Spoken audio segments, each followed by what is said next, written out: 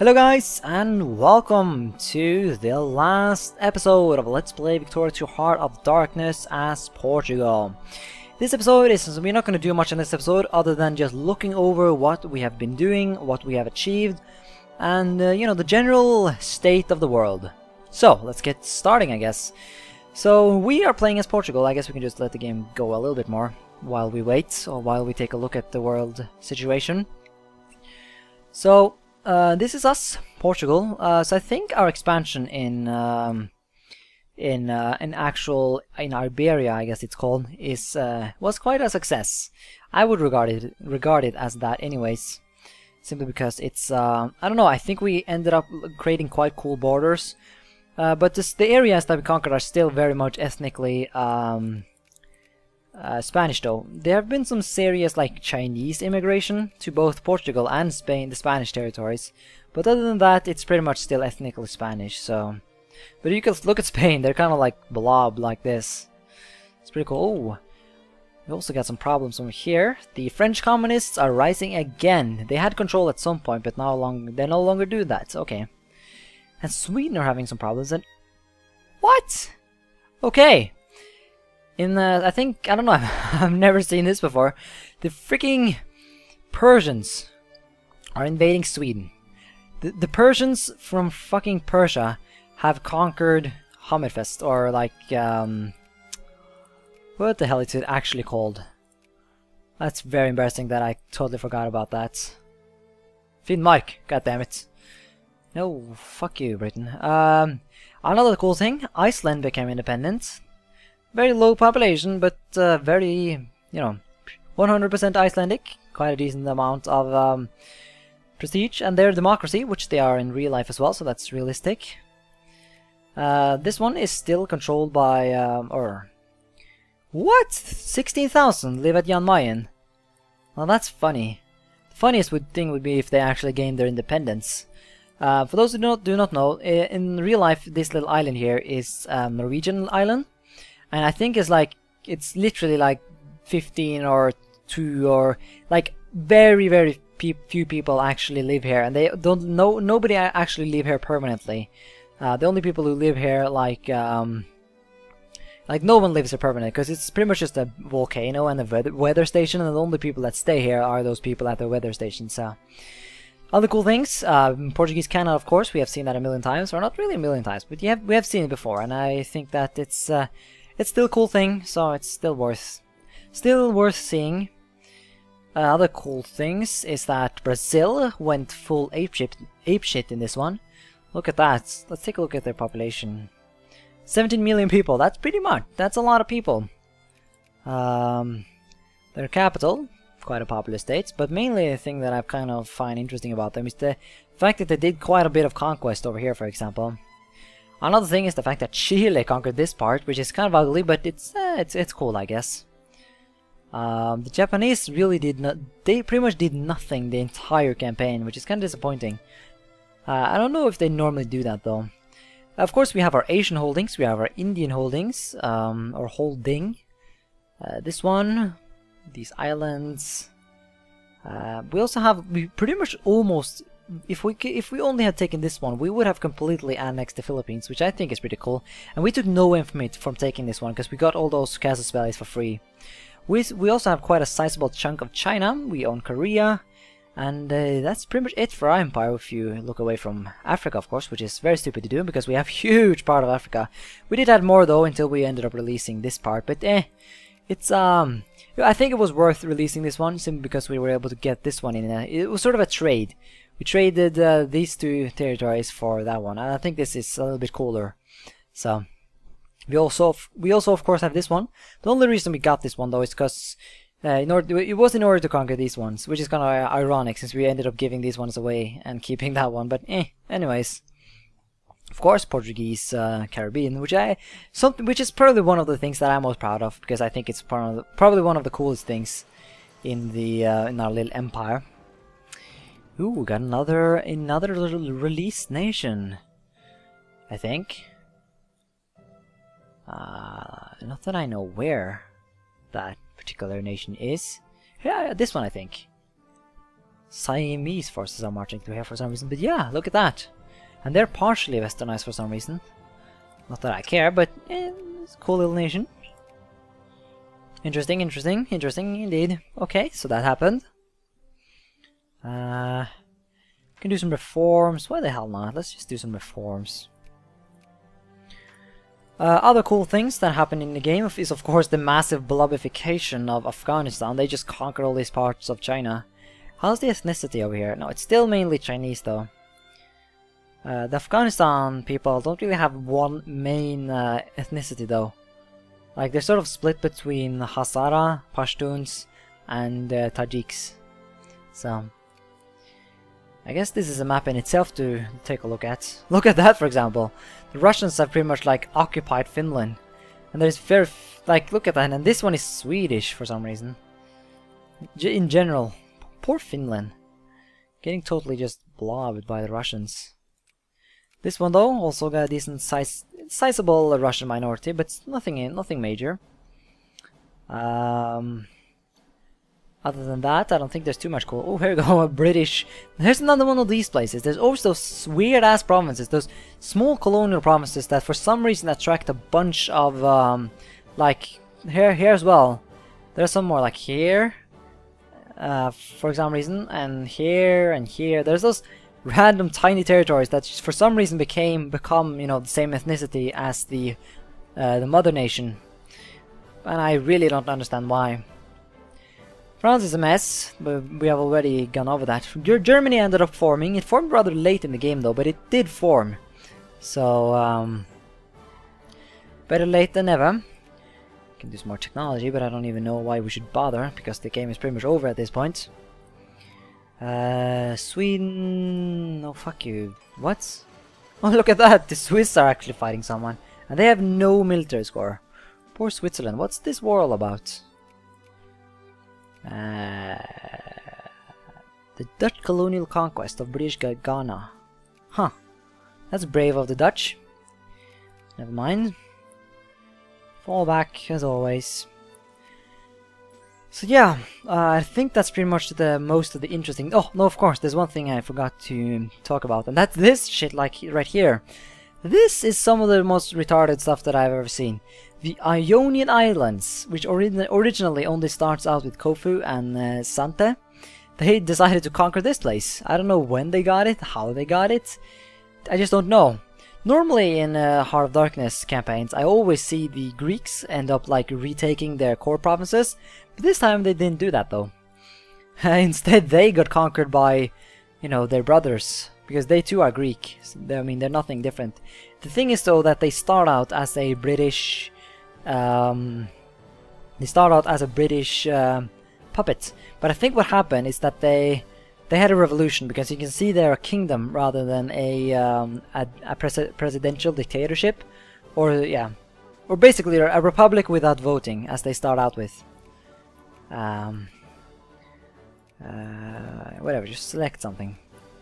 So we can increase our sphere, but I'm too lazy to do that, so let's not do that. So that's something interesting. All the way through the campaign, Crete decided to stay Egyptian. Same thing, you can see that the Egyptians really did not lose much territory to the Ottomans. They only lost the this territory, Ankara. Yeah, I think they start out with like these three or something like that. Yeah, they have cores on them. So yeah, they do start out with that. They lost them, but other than that, they stayed pretty much stable. If you look away from Suez though. But yeah, here we go. Last autosave right there. And game over! So, 100 momentous years have passed and we have entered the modern age. The world is a radically different place. How did your country do? Well, I would like to say it did quite well, thank you. So let's quit. And then we'll come into here. Just click at the ledger, just to take a look at some fun facts, I guess. So let's look at the military score first. So we were actually second in the world when it comes to military. That's pretty cool. Industrial though, that's like the main thing that sort of kicked us out of the first place, or like the possibility of becoming first place. We were only like 1, 2, 3, 4, 5, 6, 7, 8, number 8 in the world of industry, but it's still, you know, I didn't really pay too much attention to it in the end there, so I guess it's not that bad. Prestige though, we have the most prestige in the entire world. I guess that's because all the other great powers ended up losing wars at some point or another, and we were one of the few nations that were able to stay away from that destiny. So total score, we ended up third, defeated by the monstrous industrial giants of the USA and the United Kingdom. Oh, the USA actually passed the United Kingdom. Ah, that's pretty cool. I guess they did that quite late in the game though. But yeah, let's do next. So let's do national comparison. So let's take a look at the population.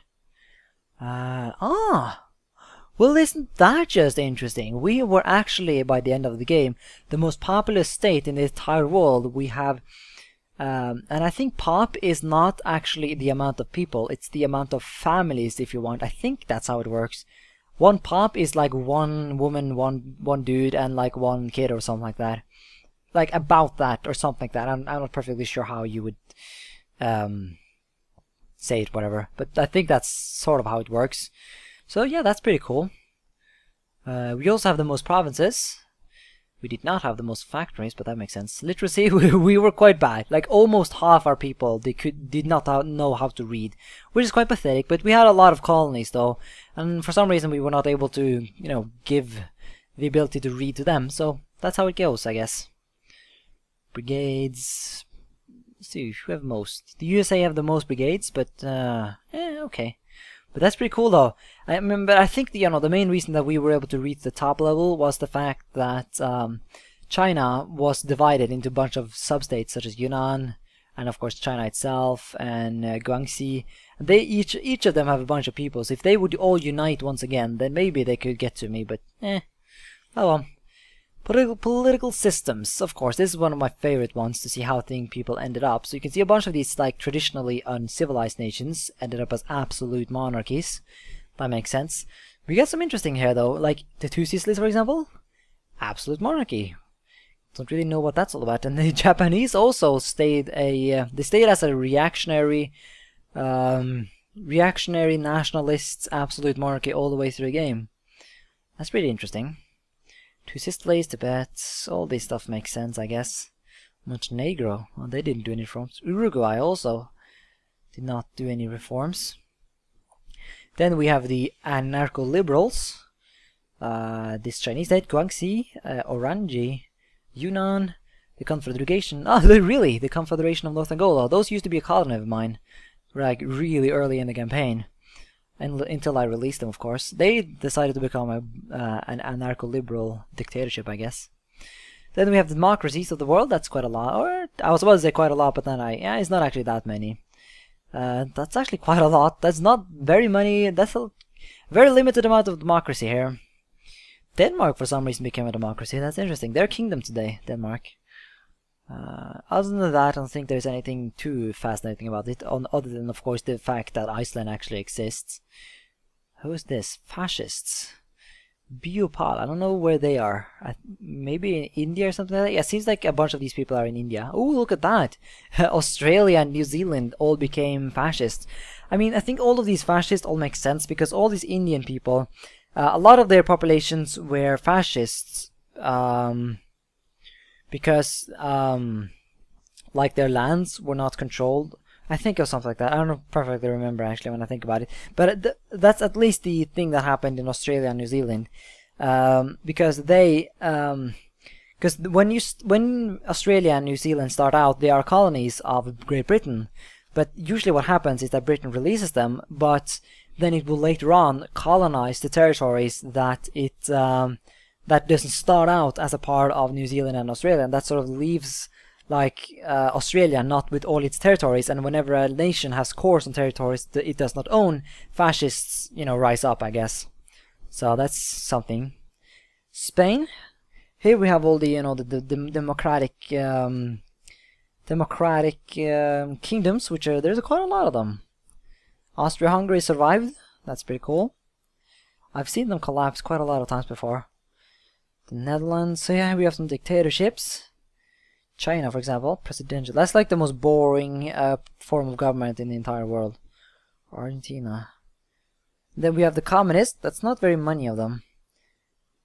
Proletarian, only 2. France and Peru. No, France and Luang Prabang, which I think is modern-day Laos.